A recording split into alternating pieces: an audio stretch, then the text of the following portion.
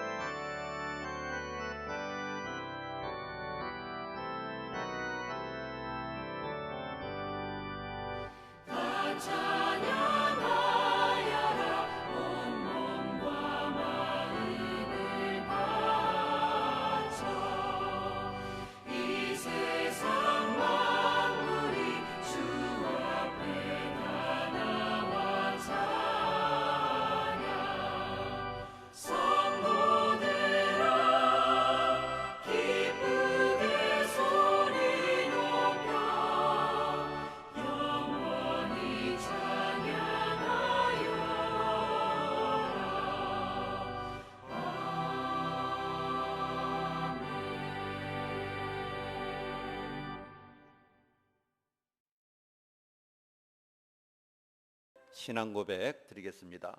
전능하사 천지를 만드신 하나님 아버지를 내가 믿사오며 그 외아들 우리 주 예수 그리스도를 믿사오니 이는 성령으로 잉태하사 동정녀 마리아에게 나시고 본디오 빌라도에게 고난을 받으사 십자가에 못 박혀 죽으시고 장사한 지 사흘 만에 죽은 자 가운데서 다시 살아나시며 하늘에 오르사 전능하신 하나님 우편에 앉아 계시다가 저리로서 산자와 죽은 자를 심판하려 오시리라.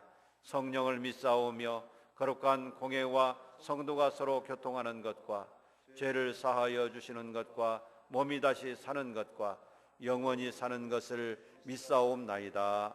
아멘.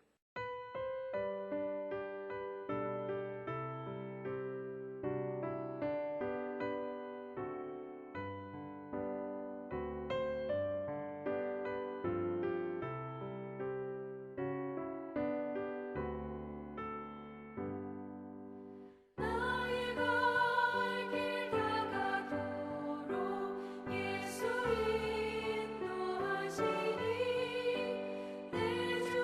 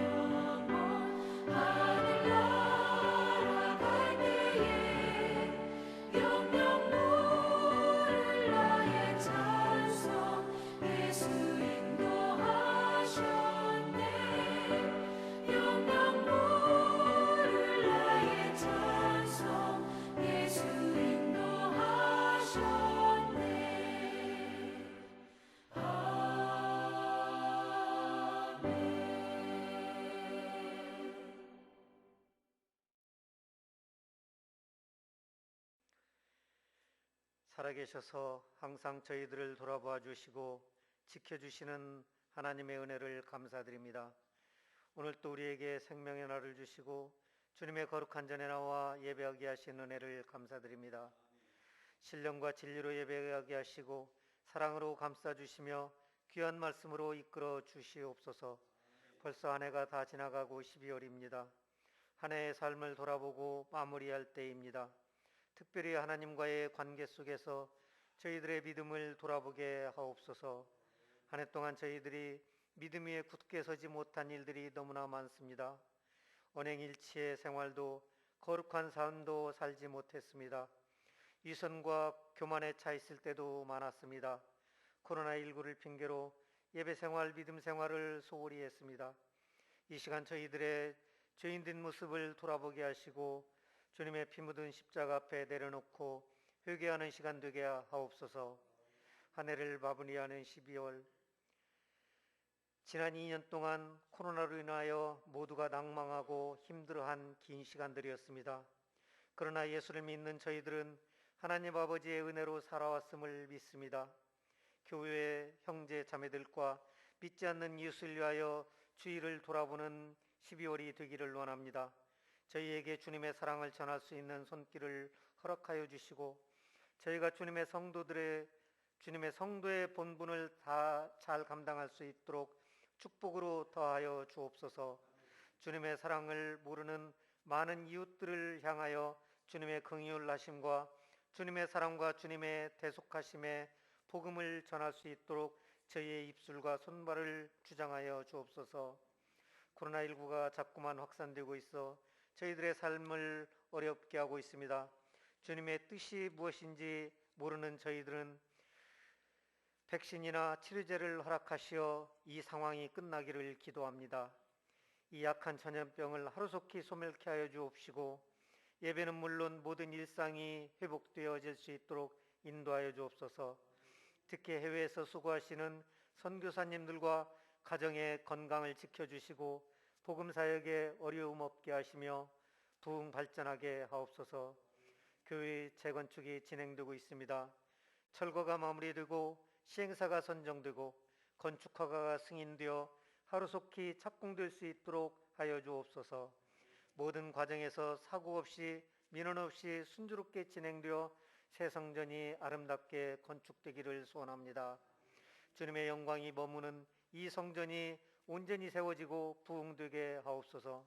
모든 예배가 회복될 수 있도록 인도하옵소서. 2021년 한 해 동안 교회를 위하여 헌신과 봉사를 한 손길들을 위해 축복하여 주옵시고 또 새로이 선출되는 이들에게 새해에는 새로운 각오와 다짐으로 주님의 일에 헌신할 수 있도록 은혜로 더하여 주옵소서. 직분과 직책을 성실히 수행하게 하시고 믿음의 열매를 풍성하게 맺을 수 있도록 은총을 더하여 주시옵소서. 이 시간 말씀으로 저희들을 먹이시는 목사님을 성령의 동행하심으로 인도하시고 주님의 크신 권능으로 붙잡아 주시고 늘 강건함으로 허락하여 주옵소서. 오늘 또 말씀을 선포될 때 아버지의 말씀이 권세 있게 증개되게 하시고 은혜 받는 귀한 시간 되게 하옵소서. 얼마 남지 않는 올 한 해 온전히 하나님만 바라보며 나아가길 원하옵고 거룩하신 우리 주 예수 그리스도의 이름으로 감사하며 기도드리옵나이다. 아멘.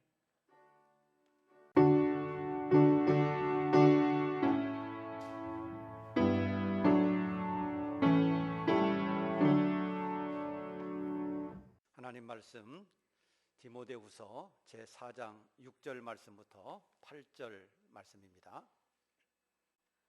신약성경 디모데후서 제4장 6절로 8절 우리 한 절씩 교독하겠습니다. 전제와 같이 내가 벌써 부어지고 나의 떠날 시각이 가까웠도다.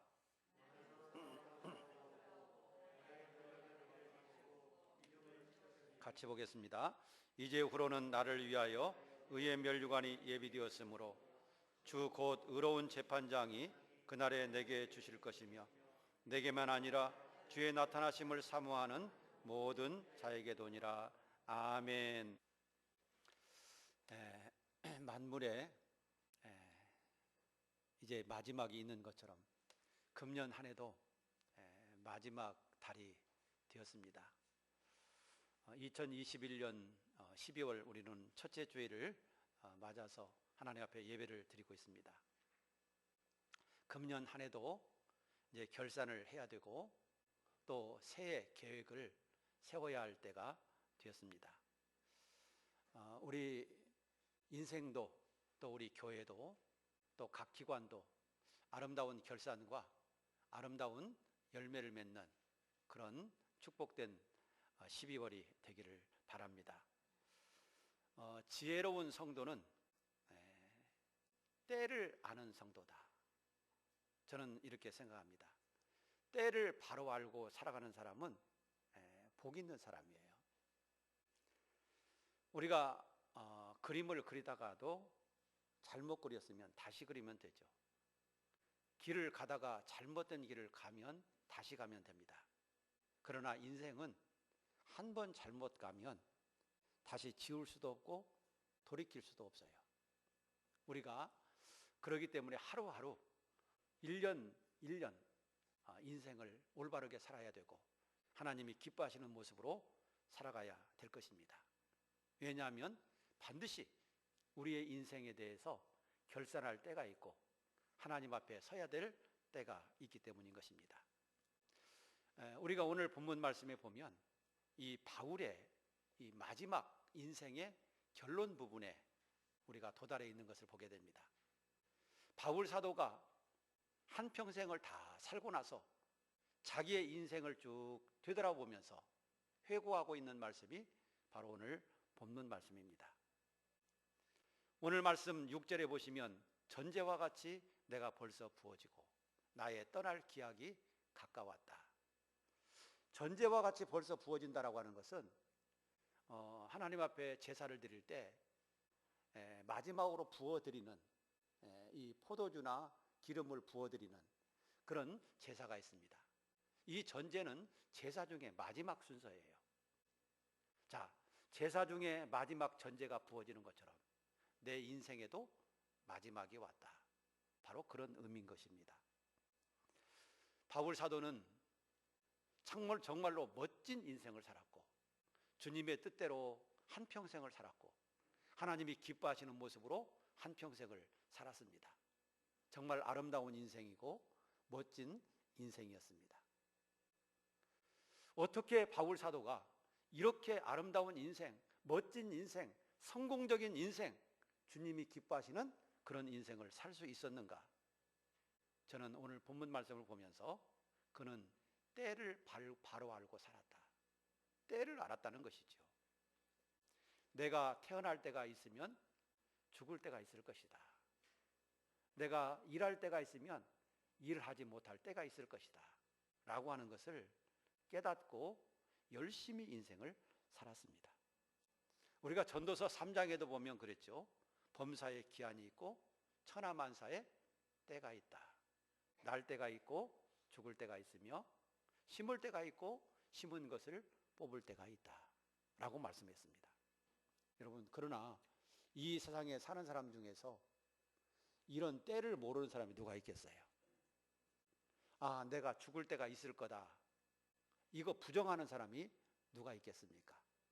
다 지식적으로는 압니다. 그러나 중요한 것은 알아도 준비하지 않고 알아도 그렇게 살지 않으면 알지 않는 것과 다름이 없어요. 예를 들어서 죽을 때가 있다. 이것을 모르는 사람과 알았지만 실천하지 않는 사람과 다를 게 뭐가 있겠어요? 여러분, 결과적으로 보면 다 똑같은 것입니다. 그렇기 때문에 날 때가 있고 죽을 때가 있고 심을 때가 있고 심은 것을 뽑을 때가 있다는 사실을 아는 사람은 어떤 삶을 살겠습니까? 준비하는 삶을 살아가게 되는 것입니다. 그래서 바울 사도는 인생의 때를 알고 열심히 그의 인생을 살아간 거예요. 하나님 앞에 설 것을 바라보면서 준비하면서 그 인생을 살아간다라고 하는 것입니다. 여러분, 우리의 인생도 언젠가는 끝날 때가 있음을 기억하시기 바랍니다. 내 인생이 맞춰질 때가 있다. 그런데 그 인생이 맞춰질 때 우리는 하나님 앞에 서야 될 것인데, 그 하나님 앞에 섰을 때 주님 앞에, 그래, 너 참 잘 살았다, 너 참 수고 많았다, 너 내 마음에 들게 살았구나, 이런 칭찬을 우리가 받아야 될 줄로 믿습니다. 그러기 위해서 우리는 열심히 달려가야 합니다. 여러분, 농부가, 지혜로운 농부는 계절을 알고 때를 알아서 농사를 지어요. 예를 든다면 심어야 될 때 심고 거둬야 될 때 거둔다는 것입니다. 농사를 짓는 사람들의 일을 하는 것을 보면 아무 때나 심는 게 아니더라고요. 심어야 될 때가 있어요.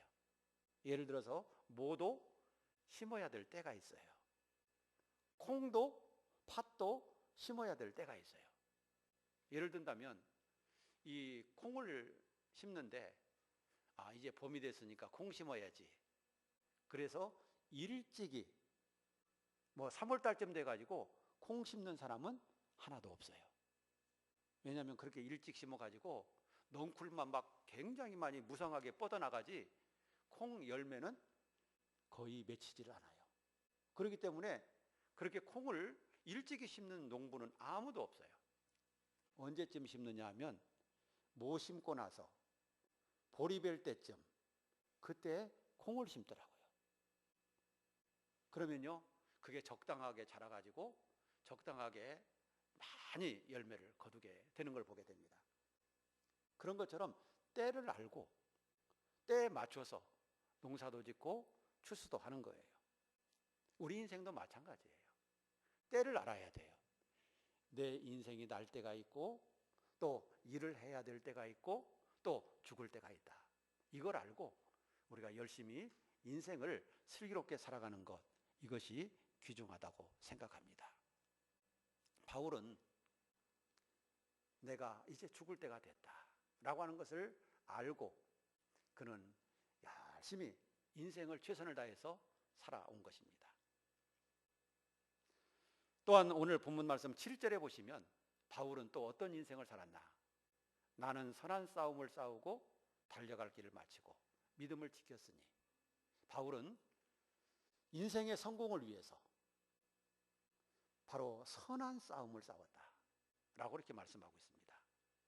여러분, 선한 싸움, 그게 어떤 싸움이겠습니까? 선한 싸움이라고 하는 것은 선한 방법으로 모든 걸 해냈다는 얘기예요. 모든 일을 했다는 얘기입니다. 선한 방법으로.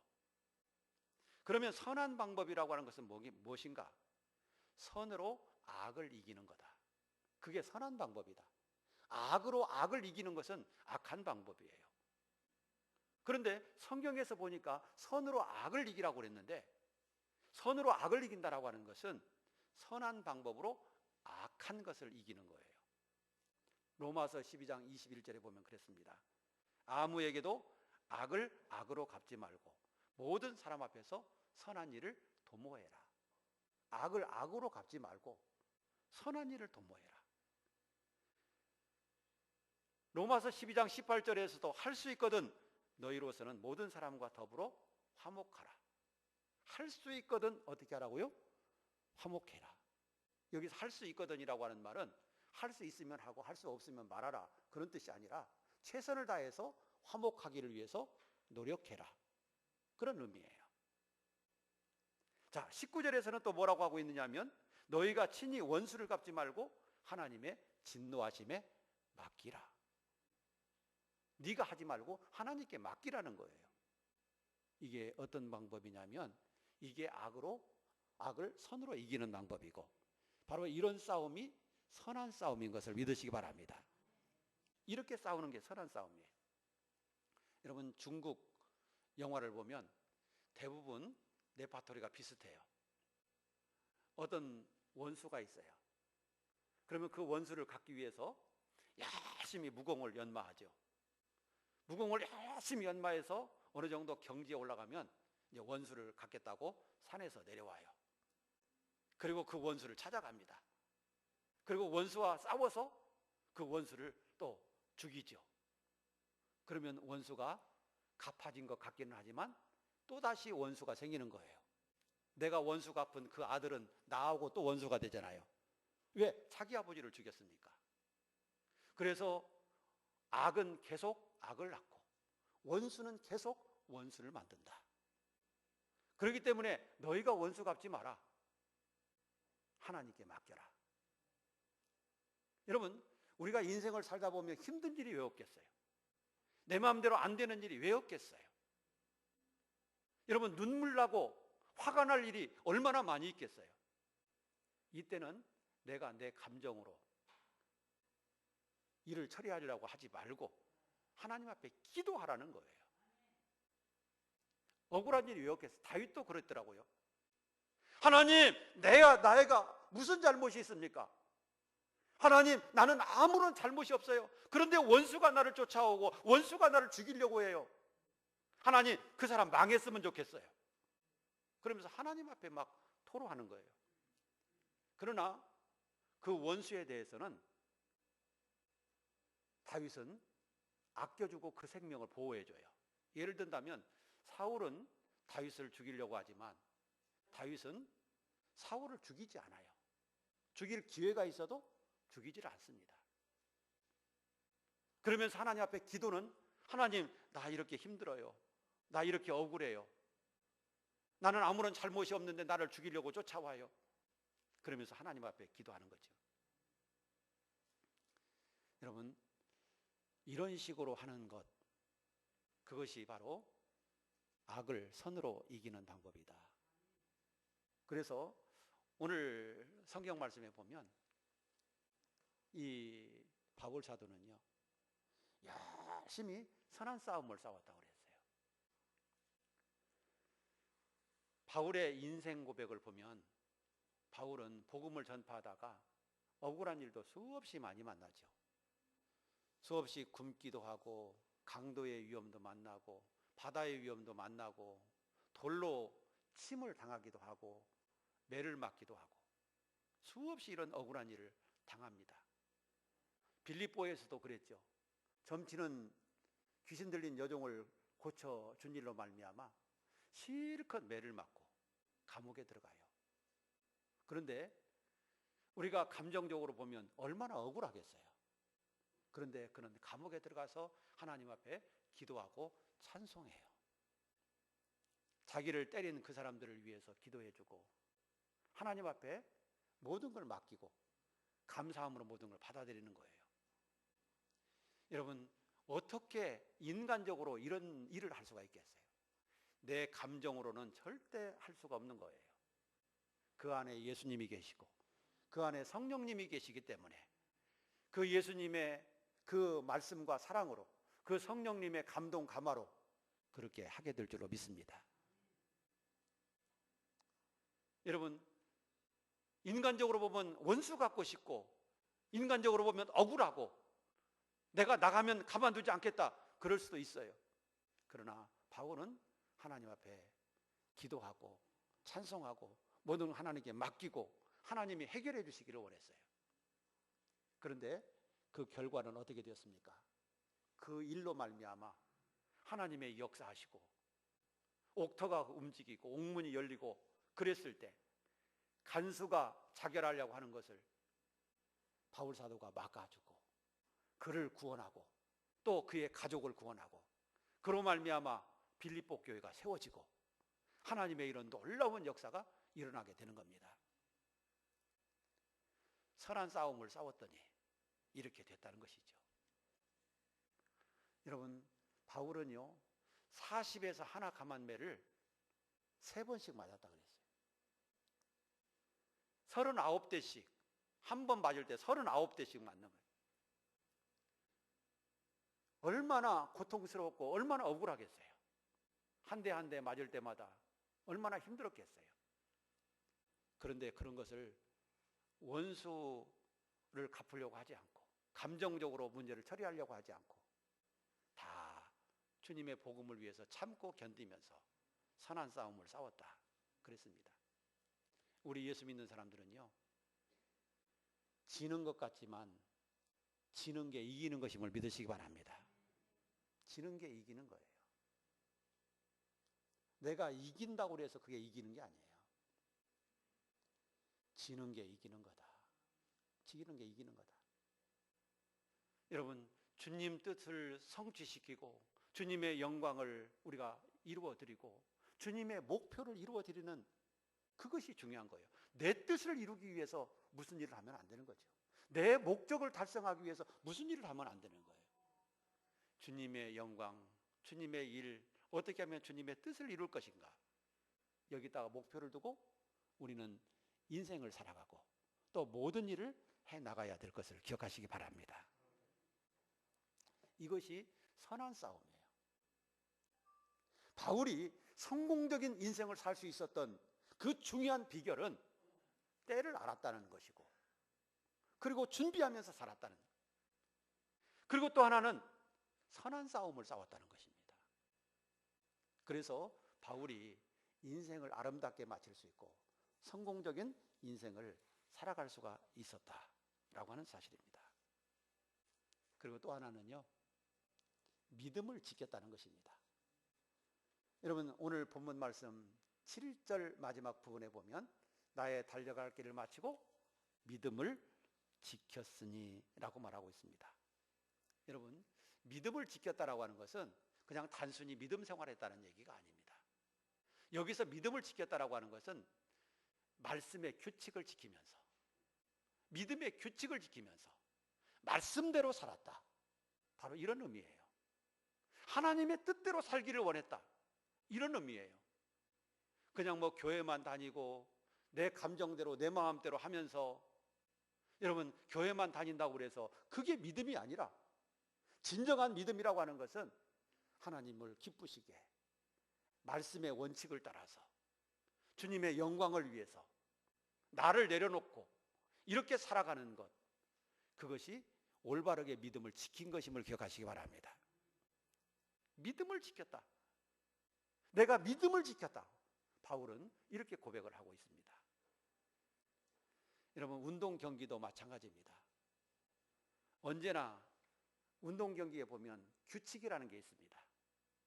축구, 야구, 배구, 농구, 여러분 어떤 종목이든지 다 규칙이 있어요. 그런데 규칙대로 행하지 아니하면 아무리 잘했어도 무효입니다. 실격입니다. 실제로 우리나라에서 이런 일이 있었습니다. 2011년 10월 16일 경주 국제 마라톤 대회가 있었습니다. 그런데 여기에서 황당한 일이 벌어졌어요. 선수들이요, 정해진 코스로 달려야 되는데 정해진 코스에서 이탈을 한 거예요. 그런데 우리 한국 선수 중에서 코스 이탈 사고가 벌어진 거예요. 마라톤이 42.195km를 달려야 되는 그런 거잖아요. 그런데 어디서 코스 이탈이 일어났냐면 40.8km에서 코스 이탈이 일어났어요. 여러분, 거의 다 가가지고 말이죠, 코스 이탈이 생긴 거예요. 그래서 국내 선수 4명이 코스를 벗어나서 다른 길로 뛰었는데 결승선을 앞에 두고 다리를 건너가지고 오른쪽으로 돌아가도록 코스가 되어 있는데 다리를 건너가지고 곧장 가버린 거예요. 코스 이탈이에요. 그런데 그때 당시에 우리나라 선수 중에서 1, 2위를 달렸는데 그 1, 2위가 코스 이탈을 해가지고 곧바로 가버린 겁니다. 그런데 가다가 보니까 잘못됐거든요. 그래서 이 1, 2위 선수들은 다시 되돌아왔어요. 그래서 코스를 따라서 올바르게 갔습니다. 그런데 그 뒤에 나머지 2사람은요, 그걸 모르고 또다시 코스 이탈을 해가지고 그 사람들은 되돌아오지도 못하고 실격 처리가 됐어요. 여러분, 1, 2위를 다퉜던 그 사람도요, 코스 이탈을 했다가 다시 돌아오는 바람에 등수에 들지 못했어요. 중요한 것은 규칙대로 해야 되는 거다. 그래야 인정받게 된다. 우리의 신앙생활도 마찬가지입니다. 믿음 생활하는 것도 규칙이 있어요. 하나님의 말씀을 따라서. 여러분, 내 생각과 내 감정으로 살아가는 것이 아니라 하나님의 말씀을 따라서, 성령의 인도를 따라서 주의 영광을 드러내고 주님이 원하시는 목적을 성취해드리는 이런 믿음의 삶을 살아가는 거예요. 이것이 온전한 믿음인 것을 믿으시기 바랍니다.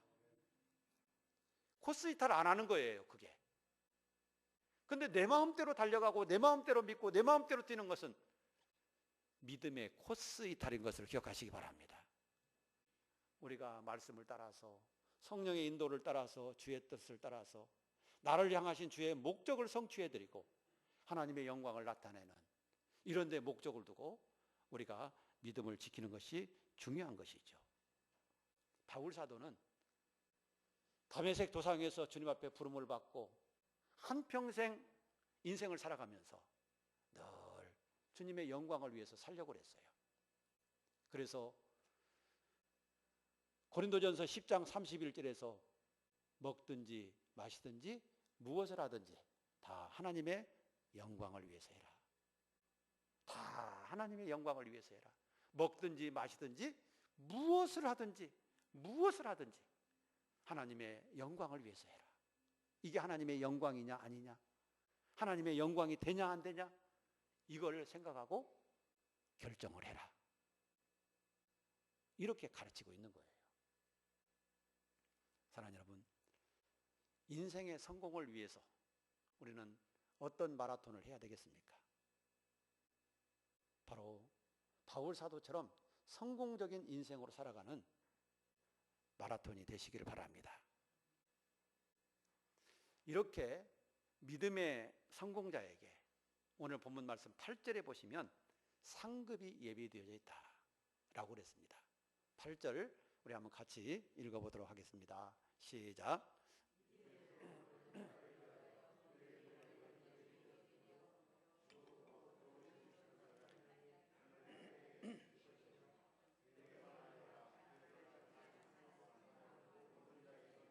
아멘. 여러분, 상급은 어떤 사람의 것이냐면 승리자의 것입니다. 실패자에게 상급을 주시는 일은 하나도 없습니다. 상급은 승리자에게만 주시는 것임을 기억하시기 바랍니다.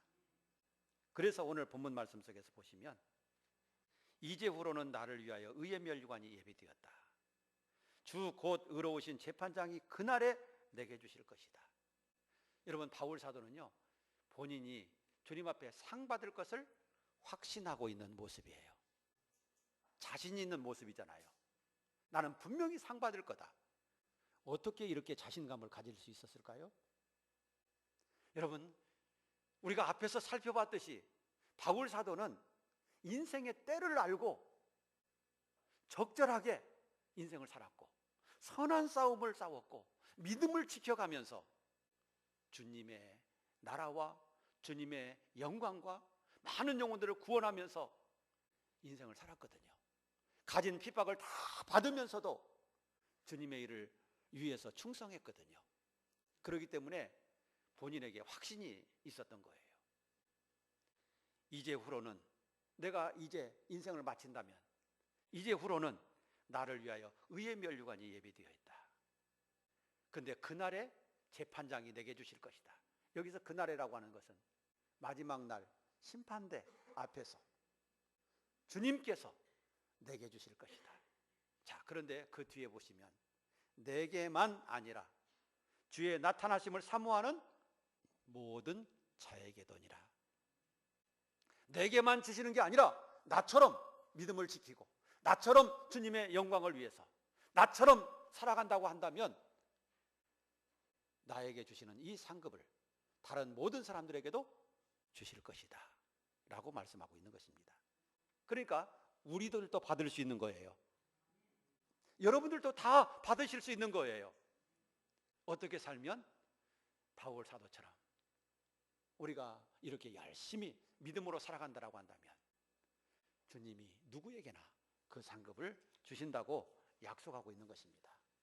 얼마나 귀하고 축복된 하나님의 은혜입니까? 믿음에서 반드시 승리하기를 축복합니다. 인생을 반드시 아름답게 살아가기를 축복합니다. 이 세상이 우리의 인생의 끝이 아니에요. 여러분, 우리가 이 세상을 떠나고 나서는 주님 앞에 서야 되고, 주님 앞에 섰을 때 칭찬과 상급이 주어지는 것입니다. 그런데 어떤 사람에게 주어져요? 반드시 승리하는 사람에게 주어지는 거예요. 요한계시록에도 보면요, 2장 3장에 이기는 자에게는 내가 무엇을 줄 것이다 라고 이렇게 성경에 가르치고 있어요. 이기는 자에게 생명나무의 열매를 주어 먹게 할 것이다. 이기는 자에게 사망의 해를 받지 않게 할 것이다. 이기는 자에게 흰옷을 입게 할 것이다. 이기는 자에게 성전 기둥이 되게 할 것이다. 여러분, 하나님은요, 이기는 자에게 상급을 약속하고 있습니다. 저는요, 종들에게 있어서 가장 귀한 명예, 영예가 뭔가? 그것은 주인으로부터 인정받는 것이고, 주인으로부터 칭찬받는 것이고, 상급받는 것인 줄로 믿습니다. 그게 최고의 영광이에요. 여러분, 주님으로부터 인정받는 거, 우리가 한평생 수고했는데, 여러분, 마태복음 25장에 나오는 그 종들처럼 너는 나에게 충성하지 아니했다. 악하고 게으른 자야. 내게서 물러가라. 이런 소리를 듣는다라고 한다면 무슨 의미가 있겠고 무슨 가치가 있겠습니까? 종들의 귀한 영광, 명예는요, 주인으로부터 인정받는 거예요. 참 잘했다. 수고했다. 정말 네가 나를 위해서 충성했다. 여러분, 이런 이야기를 듣는 거예요. 그것이 명예이고 그것이 축복이에요. 그것이 은혜입니다. 하나님은 믿음으로 살고 하나님의 뜻대로 살아가는 사람에게 의의 멸류관을 주시겠다고 약속했습니다. 우리도 이 바울 사도처럼 이런 멸류관의 주인공이 되기를 주의 이름으로 축복합니다. 그래서 저는 오늘 본문 말씀의 제목을 아름다운 마라톤이라고 그랬는데, 여러분, 우리의 인생은 마라톤과 같다. 42.195km 풀코스를 달리는 마라토너와 같다. 저는 그렇게 생각합니다. 마라톤을 달릴 때 얼마나 힘듭니까? 마라톤에서 금메달을 땄던 황영조 선수는 이런 얘기를 했어요. 마라톤을 뛸 때 꼭 죽을 것만 같다. 꼭 죽을 것만 같대요. 너무 힘들고 고통스러워서. 여러분, 우리의 인생도 참 한평생을 살아간다라고 하는 거 쉽지 않습니다. 힘들고 어렵습니다. 그래서 인생은 마라톤과 같은데, 우리가 인생의 마라톤에서 반드시 승리자가 되어야 합니다. 그래서 하나님의 영광을 드러내고 우리에게도 상급받는 인생으로 살아가야 합니다. 그러기 위해서는 어떻게 살아야 되는가? 오늘 말씀 결론적으로 때를 알고 살자. 때를 알고 살자. 그리고 두 번째는 선한 싸움을 싸우자. 그리고 세 번째는 믿음을 꼭 지키자. 그럴 때 우리에게 의의 멸류관이 주어질 것이다 라고 하는 것입니다. 이 믿음으로 복을 받으시고, 이 믿음으로 인생을 승리하시고, 이 믿음으로 주께 영광 되기를 주의 이름으로 축복합니다. 기도하겠습니다. 하나님 아버지, 감사합니다. 우리의 인생은 마라톤과 같습니다. 하나님, 승리의 인생의 마라톤이 되게 하시고, 하나님 앞에 칭찬과 상급받는 인생의 마라톤이 되도록 축복하여 주시옵소서. 인생을 살아가면서 우리에게 때가 있다는 것 기억하고 열심히 달려가게 하시고, 선한 싸움을 싸우게 하시고, 그 선한 싸움 중에서도 반드시 우리의 믿음을 지켜내는 이런 인생으로 살아가게 도와주옵소서. 그래서 바울 사도에게 의의 멸류관이 약속되어져 있던 것처럼 우리에게도 의의 멸류관을 받을 수 있도록 주여 축복하여 주시옵시고, 그런 인생으로 살아가도록 인도하여 주시옵소서. 예수님 이름으로 기도드리옵나이다. 아멘.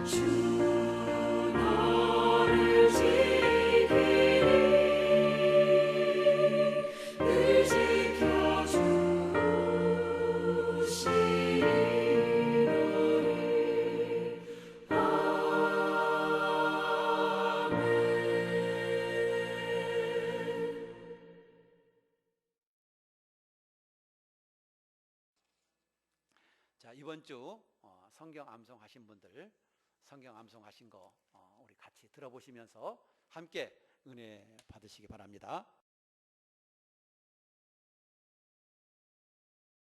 어리석은 자는 그의 마음에 이르기를 하나님이 없다 하는도다. 그들은 부패하고 행실이 가증하니 선을 행하는 자가 없도다. 여호와께서 하늘에서 인생을 굽어 살피사 지각이 있어 하나님을 찾는 자가 있는가 보려 하신즉 다 치우쳐 함께 더러운 자가 되고 선을 행하는 자가 없으니 하나도 없도다. 죄악을 행하는 자는 다 무죄하냐. 그들이 떡 먹듯이 내 백성을 먹으면서 여호와를 부르지 아니하는도다. 그러나 거기서 그들은 두려워하고 두려워하였으니 여호와께서 의인의 세대에 계심이로다. 너희가 가난한 자의 계획을 부끄럽게 하나 오직 여호와께서는 그의 피난처가 되시도다. 이스라엘의 구원이 시온에서 나오기를 원하도다. 여호와께서 그의 백성을 포로된 곳에서 돌이키실 때에 야곱이 즐거워하고 이스라엘이 기뻐하리로다. 시편 14편. 아멘. 여호와여, 주의 장막이 머무를 자 누구오며 주의 성산에 사는 자 누구오리까? 정직하게 행하며 공의를 실천하며 그의 마음에 진실을 말하며 그의 혀로 남을 허물하지 아니하고 그의 이웃에게 악을 행하지 아니하며 그의 이웃을 비방하지 아니하며 그의 눈은 망령된 자를 멸시하며 여호와를 두려워하는 자들은 존대하며 그의 마음에 서운한 것은 해로울지라도 변하지 아니하며 이자를 받으려고 돈을 구워주지 아니하며 뇌물을 받고 무지한 자를 해하지 아니하는 자이니 이러한 일을 행하는 자는 영원히 흔들리지 아니하리이다. 시편 15편 말씀. 여호와여, 주의 장막에 머물 자 누구오며 주의 성산에 사는 자 누구니까? 정직하게 행하며 공의를 실천하며 그의 마음에 진실을 말하며 그의 혀로 남을 허물하지 아니하고 그의 이웃에게 악을 행하지 아니하며 그의 이웃을 비방하지 아니하며 그의 눈은 막는 자를 멸시하며 여호와를 두려워하는 자들을 존대하며 그의 마음에 소원한 것은 해로울지라도 변하지 아니하며 이자를 받으려고 돈을 꾸어주지 아니하며 뇌물을 받고 무지한 자를 해하지 아니하는 자이니 이런 일을 행하는 자는 영원히 흔들리지 아니하로다. 아멘. 시편 15편 말씀. 여호와여, 주의 장막에 머무를 자 누구오며 주의 성산에 사는 자 누구오니까? 정직하게 행하며 공의를 실천하며 그의 마음에 진실을 말하며 그의 혀로 남을 허물하지 아니하고 그의 이웃에게 악을 행하지 아니하며 그의 이웃을 비방하지 아니하며 그의 눈은 망령된 자를 멸시하며 여호와를 두려워하는 자들을 존대하며 그의 마음에 서원한 것은 해로울지라도 변하지 아니하며 이자를 받으려고 돈을 꾸어주지 아니하며 뇌물을 받고 무죄한 자를 해하지 아니하는 자이니 이러한 일을 행하는 자는 영원히 흔들리지 아니하리다. 시편 15장 말씀. 아멘. 기립하셔서 찬송가 635장 찬송 드리겠습니다.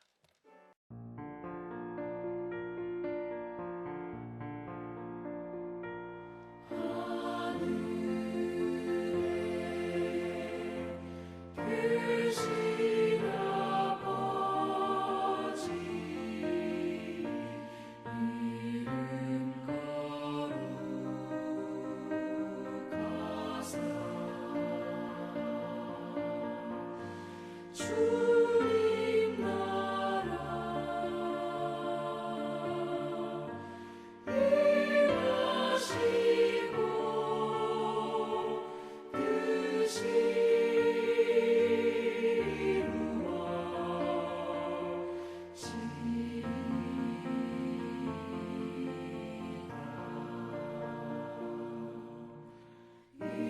이루어갈 양식 주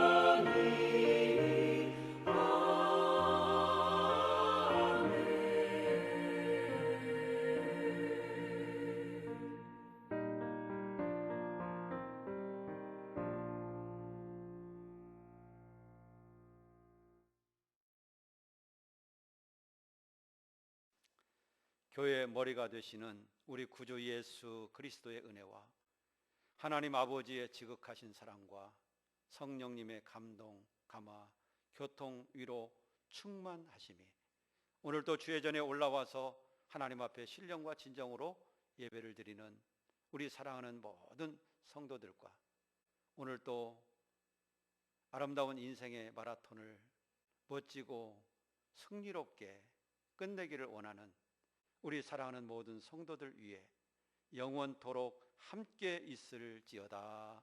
아멘.